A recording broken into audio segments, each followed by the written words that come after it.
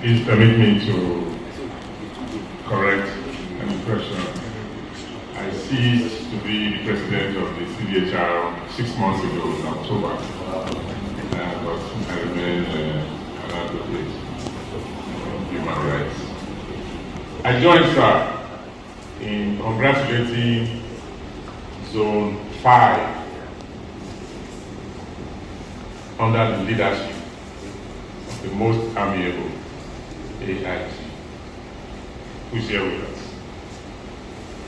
I think it is in recognition of the importance of ideas, training and retraining, which the Police Act 2020 mandates. Under the present leadership of the AIG Zone 5, this is my second engagement with the zone. Now, about 2-3 months ago, the OC Zonal Monitoring Unit wrote a book in trying to exhort, first and foremost, its primary constituency, its colleagues, to bring out the best in them.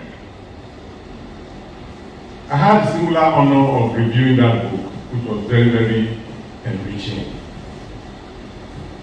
When I got to AIG Zone 5, I saw that there was another program being advertised,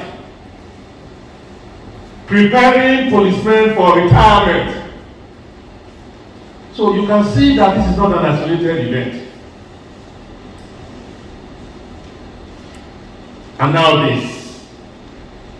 So my hope, sir, is that this will not be the last.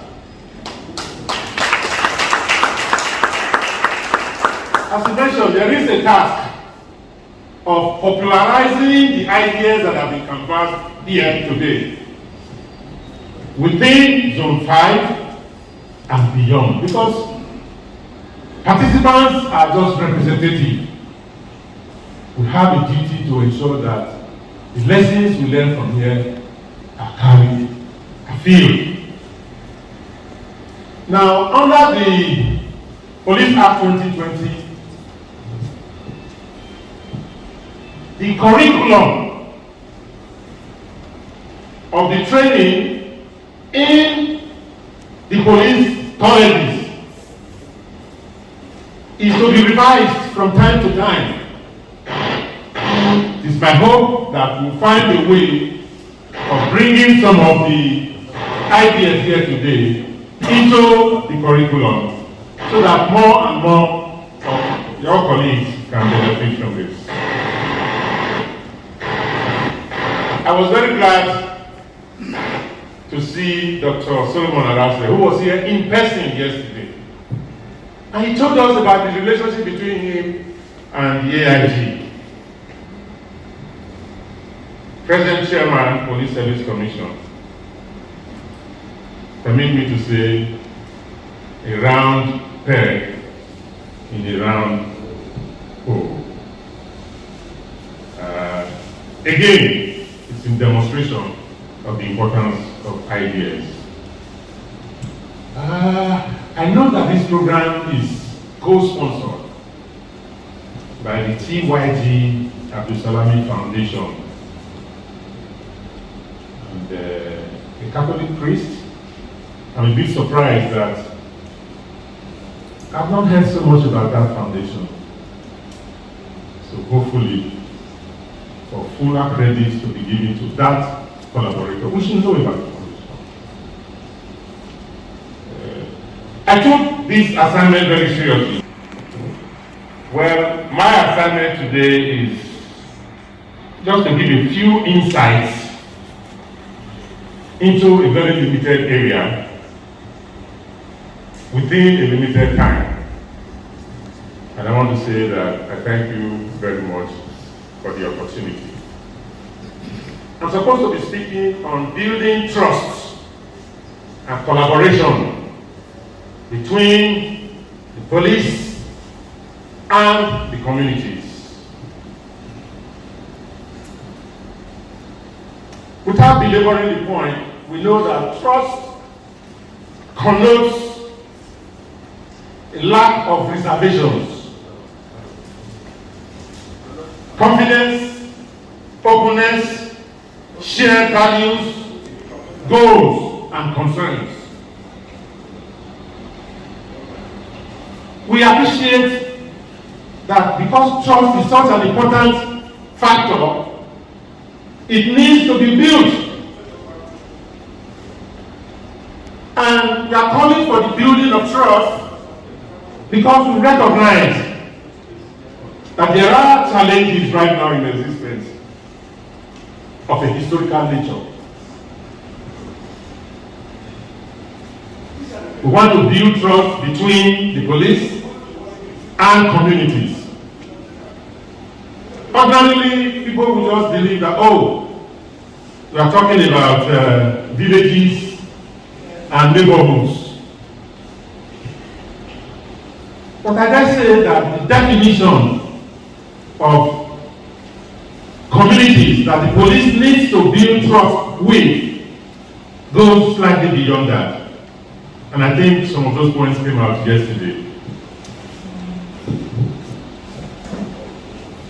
I think it includes interest groups, professional groups. Yes. We need to build trust between police and lawyers, police and doctors, police and accountants, chambers of commerce, youth organizations, faith-based organizations, and of course, it calls for a level of socialization. Now, we have a historical challenge. If you look at the history of how the police came about, maybe we will dwell in that in a little while. The police came into existence as an occupational force. Started as security men in 1861 now in Lagos, security men for the headquarters from which the colonialists were operating. They were called Hausa constabularies. In Lagos, the colonialists insisted that those who were confident in having protect them would not be from the community that they were oppressing. And so they had to build barracks separate from the people. They exploited to the max the fact that those Hausa constabularies were by and large Muslims. So when we're talking about socialization yesterday, we have to ask ourselves, what have we done between then and now to foster this socialization? Particularly with the barrack system, where we encamp policemen in quarters, they only interact with themselves, and a few kilometers away, we have soldiers. When the police is getting overwhelmed, these soldiers are not necessarily at the border fighting international war. They existed as a force to oppress and suppress the resistance of the people against colonial domination. I don't know, maybe the AIG would address us on that. Are we still not upholding the barrack system? So how can we talk about socialization with that kind of practice that has been entrenched for centuries still in place? Is that the way it is in other places, the parts of the world like the US? No. Policemen live among the people, they interact, they are human beings. So the kind of socialization we are talking about is not, oh, which is good. These days we have the police public relations department at the zonal level and the state level. It's the work of that department. A new IIT comes, there should be a list of interest groups that you will facilitate as a PRO opportunity for introduction, for doing expectations and getting to know each other and all of that. It's part of that building of trust. What the AIT is doing at the zonal level, the CP is doing at the state level, the DPO is doing at the divisional level, and so on down the line. We're supposed to collaborate. Another word for cooperation. The first question that strikes me, collaborate for what? Why must we collaborate? I got the answer from the second stanza of our national anthem. As a matter of fact, it came to the fore yesterday as we said that prayer.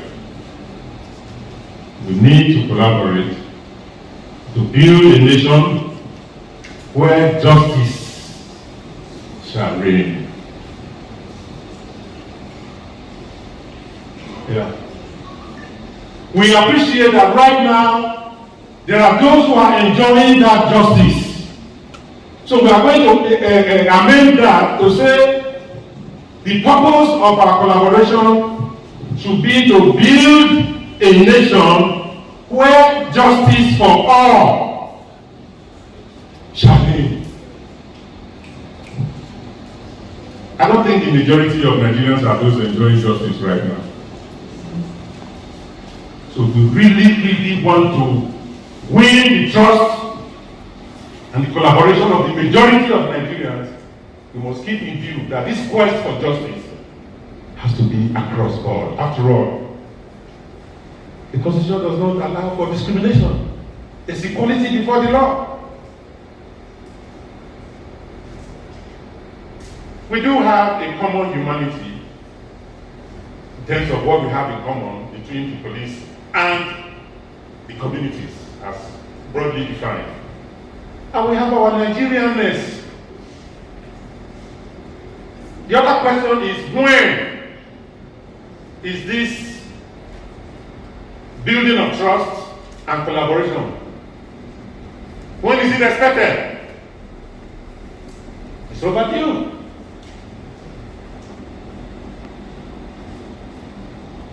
So not only are we talking about attaining it now, but to keep in view the imperative of the sustenance.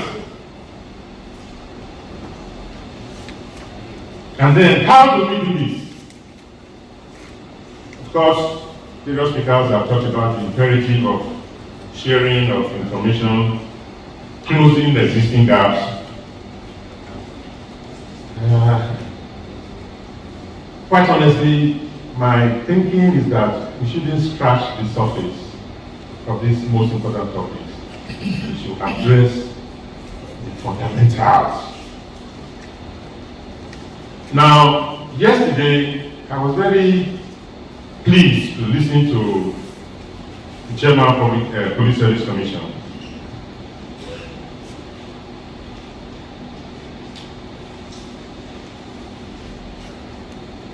While promoting socialization, as we have said, we need to keep in view that old saying that over familiarity breeds contempt.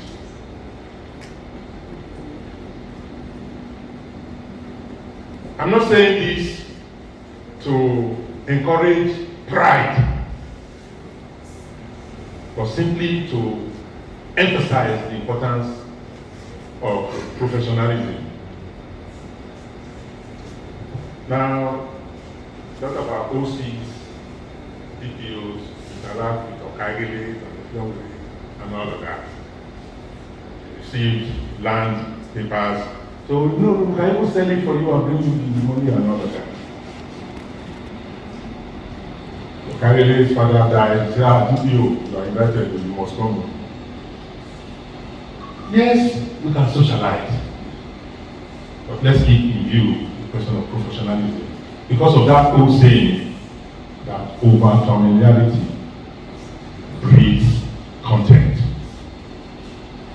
We must put ourselves in a position to be able to stick by what we must do without looking at the faces of the Okakere or the Otobere or the chairman of the Motor Dealers Association of Work. That is professionalism. The second point, drawn from what the retired IG said yesterday, which I think is important, is this question of land matters.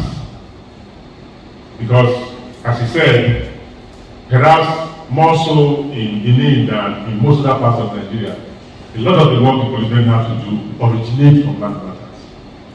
But the impression that I think may not have been returned given by the Chairman Police Service Commission, I think was too generalized. Because we must appreciate that crimes do arise even from land matters. You can't say you are contesting land ownership with somebody that you kill. No. So when you arm yourself in the process of claiming ownership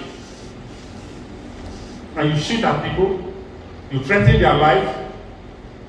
So the point is for our officers to be able to draw the line. Gentlemen, the police cannot decide ownership. Our focus is on the criminal dimensions that have arisen in the process of contestation of ownership. Then you are on the right track. I just thought it was important for that point to be made because of what the Dr. O'Hara said. There's a saying in my place that if you are looking for a new road, the best place to start is the old road.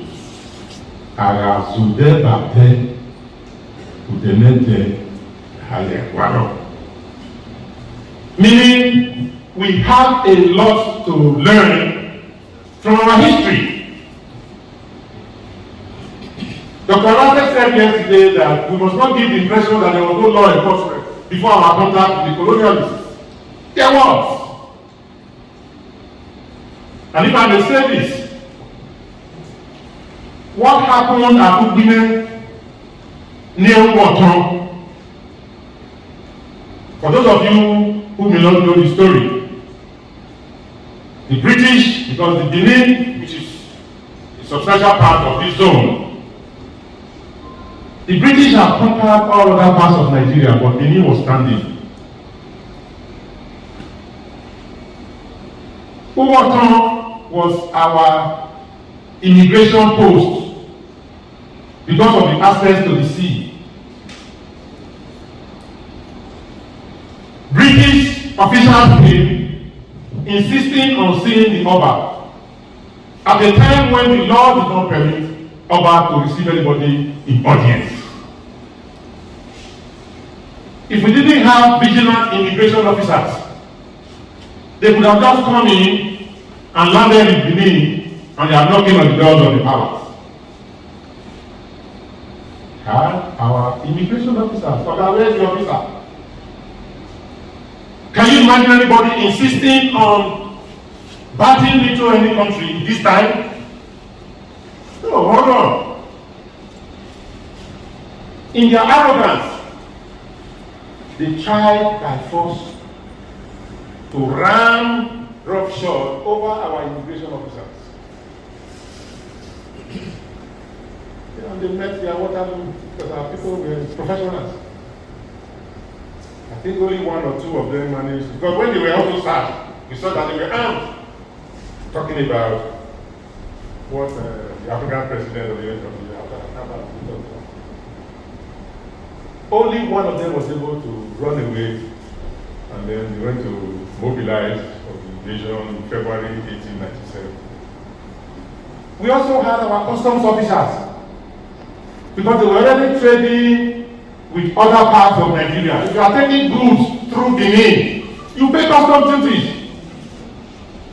If we didn't have an effective law enforcement system, we would not have been able to detect goods originating from without passing through our territory for which custom duties need to be paid. The point I'm trying to make is that even within our community, there was deviant behavior, but we had our systems of enforcement. The key from our studies, AI design, is that in that system there was no unemployment. When you get of age, 18, 19, 20, you want to marry, the need for you to have a roof over your head is recognized as a fundamental human right. You don't need a trainer load of dollars. Mr. Zafaran, take Ugege to that road towards the river. Under that tree there, go and show him a parcel of land where he can build his house. And all the skilled men in the community assisted in the construction of the home. That's the right of housing. There was no discrimination in sharing of information, which we call education. You don't discriminate between males and females or on age basis. There was a right to health care. Even when you were not at home, if your child fell sick, your neighbor has a duty to go into his wardrobe or whatever. This child is compulsory. So there's a way in which this built harmony. And so you didn't need a separate body of policemen or soldiers who were doing nothing else but law enforcement. So even when BENIN had to go to war, volunteers. What has happened between then and now that we cannot guarantee our people the right to housing, the right to a job, the right to health care, the right to education? When we're talking about addressing fundamentals, in terms of the society we find ourselves in today, we must take a close look at this.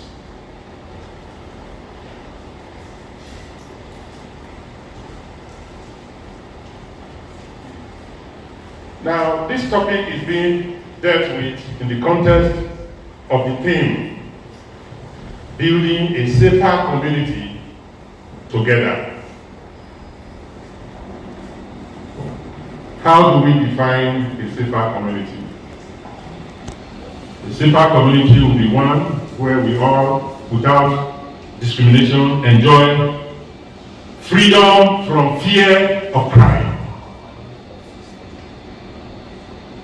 Freedom from killings, of being killed, of being robbed, of your residence being burgled. Freedom from kidnappers and rapists. The right to enjoy peace of mind.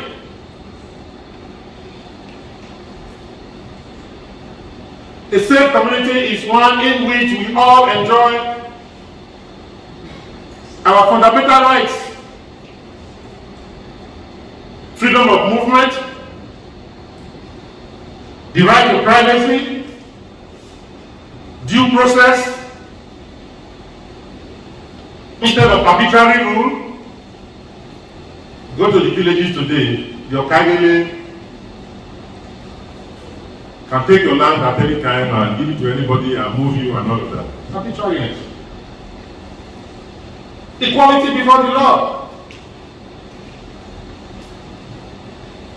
So, what are the sources of these threats? Talked about the rise in cultism, banditry, armed herdsmen, Boko Haram. Now, we try to also look at the sociology of deviant behavior and sociology of crime. We have argued that we should, all of us, enjoy freedom from want. and that our basic needs must be met, all of us. And this is already provided in chapter 2 of the Constitution, which they call fundamental objectives and directing principles of state policies. As far as we are concerned, those of us in civil society, that's the most important aspect of the Constitution. But for those who already enjoy these rights, they prefer to consign chapter 2 to what they call directive principles. They are objectives, achievable, measurable. Is this same chapter 2 I believe, talked about in letting you have a picture of our society before our contact with the white man? We're enjoying those fundamental rights. Please get a copy of the Constitution. Look at chapter 2. You have a right to nutritious food. You have a right to health care. If you are disabled, you are entitled to be compensated. If you don't have a job, you are entitled to unemployment benefits. When you get old, you are entitled to be taken care of by the state. Rather than make this the cornerstone of governance, they say it's not justiciable. You cannot go to court to get a court order. I have a master's degree in civil engineering. In fact, I went for the master's because after the BSc, I was looking for a job. So, Mr. Governor, I want a job. If the government cannot use the resources of the state to ensure that the skills I have acquired as a young man, I'm given the opportunity to put it to use in the construction of my country, then I dare say that our government has no business being in office. If he knows that he doesn't give me, as a youth, the opportunity to contribute my quota to nation building, then let him pay me for doing nothing. This is chapter 2. All the constitutional review we have had in this country, we have all, including my brother here, said these are, you see, those who have been in governance, they enjoy these things. And they are the ones who have dominated governance. In the oath of office that they swear, they say they will uphold these things. Chapter 2. But at the same time, in section 6, one of the subsections there, it says not justiciable because you cannot go to court to get an order across. Food, clothing, shelter, healthcare, housing. So you cannot divorce the sociology of deviant behavior and crime from the deprivation of these fundamentals. I think my brother touched on that a while ago in addressing the challenges faced by the youth.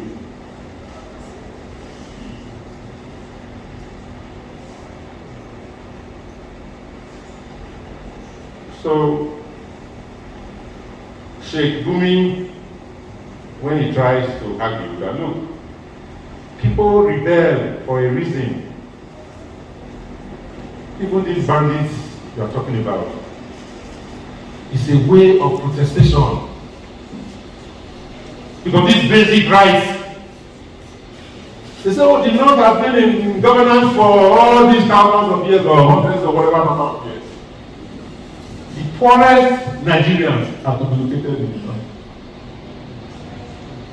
The few are Hajis, mostly Fulanis, Konant. So, what is happening is that the bandits are feeding on their fellow victims. Instead of teaming up to say, those who are enjoying what the standard of the second standard says, justice for all. Those who are enjoying this justice in Nigeria today, they are infinitesimal. It's not a question of whether you are Christian or Muslim or what part of the country. We are all entitled to these basic fundamental rights, socio-economic rights. And you know what? The police is part of this.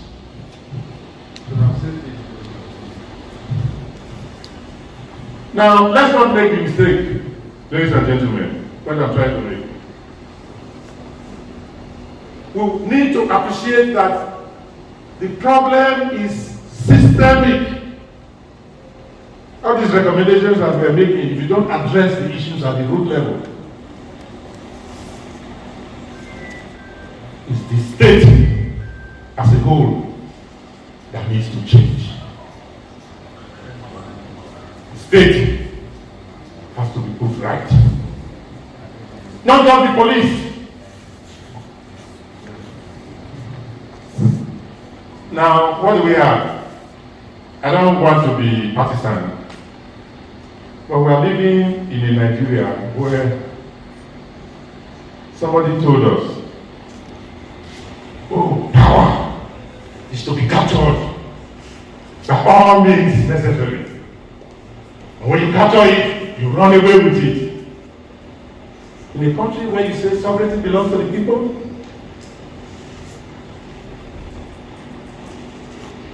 somebody said, Mama Chikudi, if you know you are not going to vote for my candidate, don't bother come out that day. Publicly, circulated right. Have you seen any prosecution?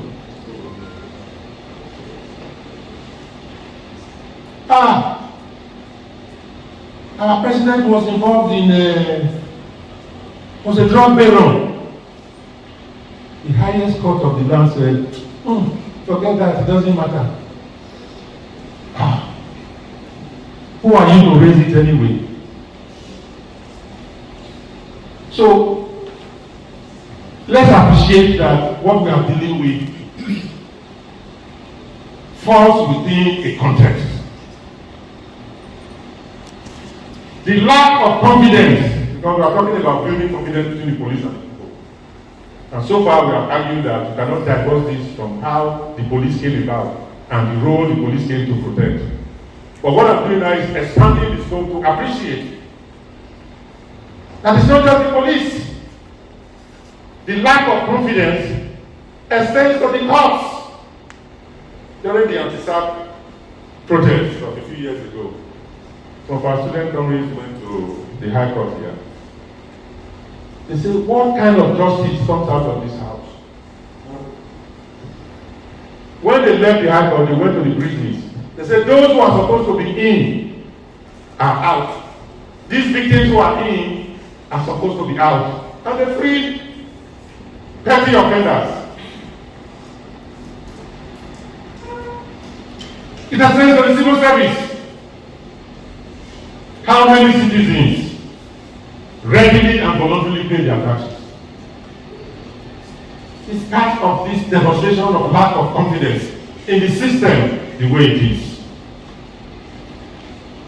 Can we boast of equality of access to police services today?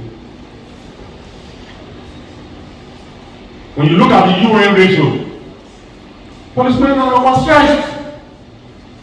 In terms of the total number of policemen we have in this country vis-a-vis the population and the ratio. Yet, sometimes policemen are running after vehicles that are in motion.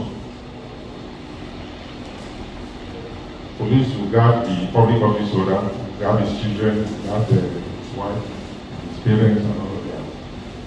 Somebody talked about calling, making a distress call, oh, the police cannot locate the house because in reality, you are the ones on the field. So as far as they are concerned, everything is all right. Protecting them. So even if you were inclined towards reacting to a distress call, the means you have to take a statement, policeman say, look, the way you see this, so even buy no I don't get, unless I buy with my own money. Full staff sheets. So some of our brothers will go and print all these things and be selling from division to division. Stationary. As long as the police is there, when the people protest against this terrible state of affairs, even though the policemen are victims too, oh, then they can mobilize the police. Even when the situation that arises doesn't pose a threat, but what is sought to be done is to stifle the rebellious views being made known against the standards that have been set in law, they take lives.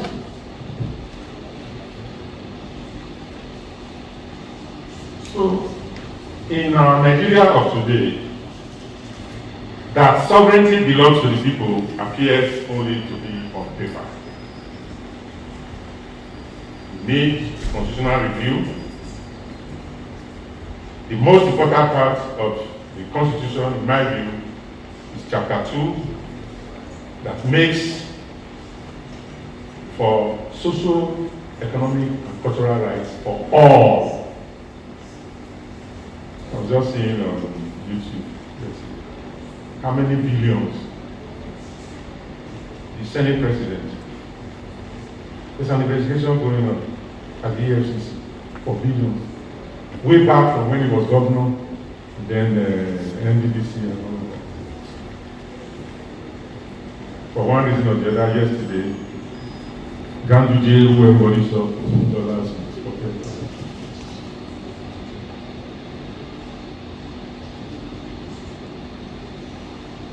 NSAS, since 2020, where are the reforms other than change in nomenclature? I know the police will be very happy that master's degree holder in civil engineering that goes to court when the right to a job is made justiciable in Nigeria, and there's a governor or a local government chairman that is not giving that right, and you take that matter to court, the court grants the order of mandamus, we come to the police to come and enforce. I can see a lot of enthusiasm in that. Local government chairman, give this man the job now or pay him his unemployment benefits. That's the kind of order I know that the police will be energetic in a new Nigeria to enforce. And so for public office holders who don't want to be subjected to that, then they will do what the law has said. So there's been an article and discussion about police brutality. It's actually making the people victims many times over. Members of the Nigerian police are indeed human beings. They have needs. These rights that I've talked about. They have children who deserve health care. Right now, you know how we categorize you gentlemen? You are workers in uniform. You don't earn your income from any investments. If you are not paid your salary at the end of the month, you will starve. My brother here will confirm. In Egypt, the police is unionized. A freedom of association. You are workers, even though you get uniform. Why should the policeman work for 20 hours a day? On a continuing basis, how does the income of the police match inflation? So those of them condemning bribery and corruption within the force, is it not part of trying to eke out? Well, I mean, there's something to be said about meeting needs and meeting greed. I studied the example of Singapore. By the time the police is also guaranteed these fundamental rights, social, economic rights for themselves, for their families, only the greediest amongst them will still insist on taking rights. So when you start to play without looking at the content, then I believe error is being made. Rounding up, we, the people of Nigeria, all of us, lawyers, accountants, police, through a referendum adopt for ourselves a constitution that guarantees social and economic rights, which right now are recognized in the constitution but made non-justiciable. We all must insist that that portion of the constitution must be justiciable if we are to have all members of the Nigerian nation enjoy that justice for all as contained in our national anthem. All victims, which includes the police, must join hands. So when you see us on the streets next week or 2 weeks or whatever, please know that we are fighting for your rights too. We are calling for a revolution, a fundamental change from what happens now, which is rotten.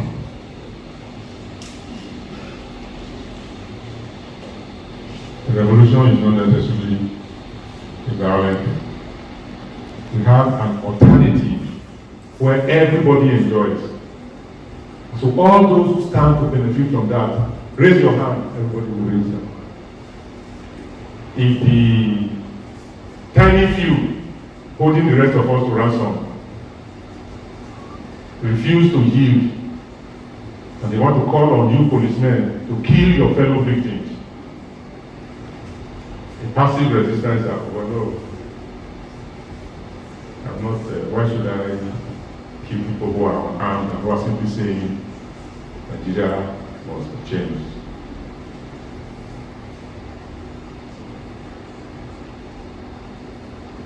Thank you very much.